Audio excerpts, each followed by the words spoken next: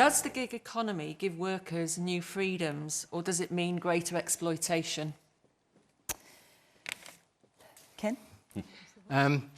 Well, the gig economy, or casual work, where your labour can be turned on and off like a tap, it's mainly about exploitation.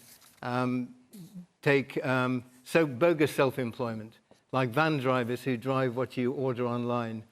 Most of those are so-called self-employed. They have no holiday pay, they have no sick pay, they're allegedly providing a service to the company they work for. If something goes wrong, if they have an accident, it's their fault. They carry responsibility. So they carry responsibility for some of the goods they carry, so they might have to pay. Now, for one or two quick, energetic young lads, that might work quite well, if they're lucky. But for a lot of people, it means working 12 hours a day. It means they're exhausted.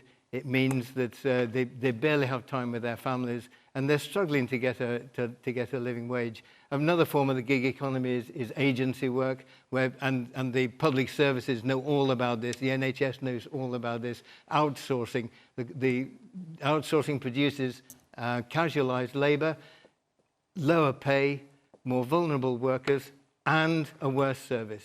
And that's been the case in the health service and in all our public services. So it's about exploitation. And that's why employers want it, because it's the perfect way of employing someone for an employer. Because you can turn them off. You're not at work tomorrow, no money. OK, you can come in, you've got half a shift. OK, you can work 60 hours next week. I mean, it's entirely in the responsibility goes from the employer onto the shoulders of the worker, entirely about exploitation.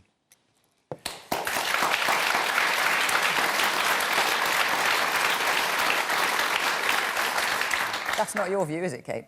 I respectfully disagree. I think Ken is brilliant at sharing stories and personal stories that really affect people. But the stories that I really pick up from you, Ken, especially as from what I know about this new film, are the struggles of people who are really dealing with the cost of living in this country, who just have more and more red tape actually put around them in terms to the prices of their food, the houses that they're renting. It's extremely difficult, the childcare that they're having to get. It's extremely difficult often just to live in this country, and that's a really important thing to highlight. But I don't think the target should be the gig economy or 0 hours contracts because of what people in those jobs actually tell us. In the most recent big survey, people on 0 hours contracts actually report to be more satisfied in their jobs by a few percentage points than people in full-time work. And the percentage of people in all employment who are on these contracts for what is considered to be their full employment is under 3%. Most people are topping up their work to get a bit more cash. They're not fully reliant on 0 hours contracts. And you know who those people are? They're women and young people. They're women who use 0 hours contracts to feed into their flexible working style that they need because they often want a work-life balance. And they're young people who might be aiming to become a new film director, who need to be able to work flexibly in order to go to any kind of gig or job interview or the like. And I think we need to listen to what they're actually telling us and the feedback they're giving us.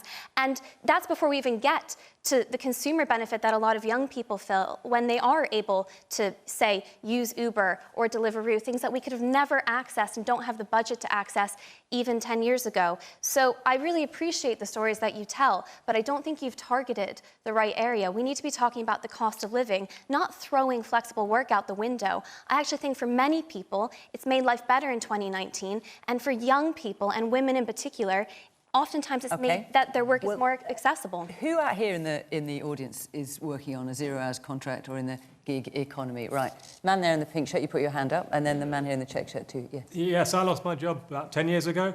So I was when the company went into liquidation. So I was forced really into a 0 hours contract. I've done it for 10 years now, and I would agree, I get more job satisfaction. I have bad weeks, good weeks, bad months. But I think my job satisfaction is probably more now because I've got more control. So it's working for you? It works for me, yeah.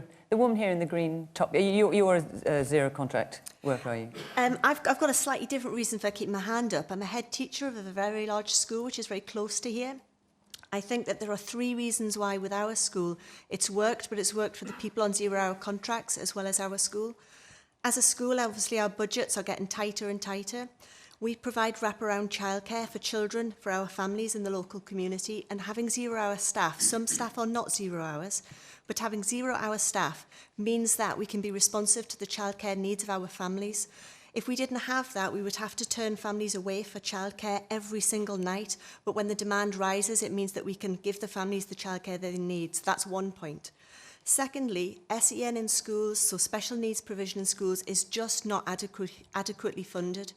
We've got a number of staff who've been on 0-hour contracts and are currently meeting the needs of children who are awaiting places in specialist schools. And when those children get those very desperately needed places, we won't need the staff who are currently holding those children and meeting their needs as well as we currently can. Thirdly, we've got a number of families who their mums or their dads work on 0-hour contracts, and it enables them to work in and around the needs of when their children are at school. So I do think for some people it's not the right solution, but I think from our circumstances and the role I do, it's had three very positive outcomes. Okay. And the woman behind you, you're on a 0-hours contract, are you? I've been on 3 as a young person, and you mentioned young people. And how is it working for you? Not well. I've been on 3 different 0-hours contracts in different cities. I've never been able to make ends meet. There's been times I've turned up at work and been turned away because I just wasn't needed. And it just seemed to very much be the benefit of the employer, whether they needed you or not, and it didn't matter if that meant you couldn't pay the bills. Right. And just one more, the woman at the back there. So you're on a 0-hours contract as well, are you? Myself, yes, I have been previously. I used to be a dental nurse for a big locum agency, and for being on a 0-hour contract, I got paid more.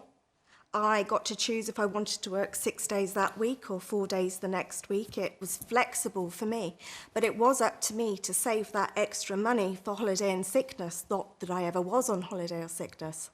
And it would be a shame if we got rid of them. Is there not a way to protect the 0-hour workers some way? Because for me, it's not that does the harm, it's the lack of opportunity or the lack of hope that gets instilled on people that are working the 18-hour days, working in a van, that has that impact, but not the actual contracts themselves. Richard? Well, I mean, there is a problem with long hours and low pay in the economy, but I don't think 0-hours contracts is the answer to them, because it really does place people, more times than not, in what's known in employment law terms as being in a master-servant relationship. And this idea that you've somehow got the freedom to take it or leave it is actually a false depiction of what really goes on out there in the real world. Or to provide services that a school needs. Well, most young people's entry point into the labour market these days is through 0-hours contracts. You speak to any young people working in hospitality, working in the food industry, you will find, even working in factories, you will find that more often than not they are employed on 0-hours contracts. And what that means for them is that they can't take out a rental agreement to get their own accommodation.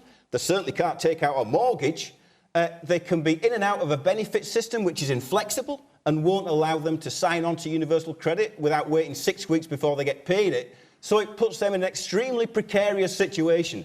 And I'm sure that there are some people who choose to work in that kind of environment. But I tell you, the vast, vast majority of people, in my experience, do not choose to be on 0-hours contracts. So they'd rather have predictability, consistency.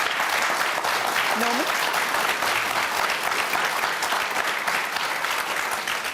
Well, I take some of the points made by Richard and Ken. I think this is the changing nature of work, and legislation and governments have yet to catch up with it. Now, I agree there are problems with rental agreements, with mortgages and so on. But I think the reason this has happened is because of the changing nature of work. It's also because of digitalization. People are on the move, people wanting to work at odd times, people not necessarily wanting to go to an office. And I thought actually the response from the audience was absolutely fascinating, because they were divided, but actually there were several people, the majority I think, who spoke up in favour, more or less, of 0-hours contracts. I mean, they just happened to be the ones I picked out at random. Well, they just happened to be there. But I actually think it was very, very interesting. And I think there are young people, there are students, there are older workers for whom this actually fits. And I think we've got to find a way of dealing with some of the points Richard mentioned. Interestingly, actually the EU has been an obstacle, as Boris Johnson has pointed out, to dealing with the problem of agency workers. And dealing with agency workers, I think, is a very necessary thing to do. And once we're outside the EU, we will actually be able to deal with it. But I don't think we want to chuck the baby out with the bathwater. There are good things in flexible working, as well as some challenges at the same time.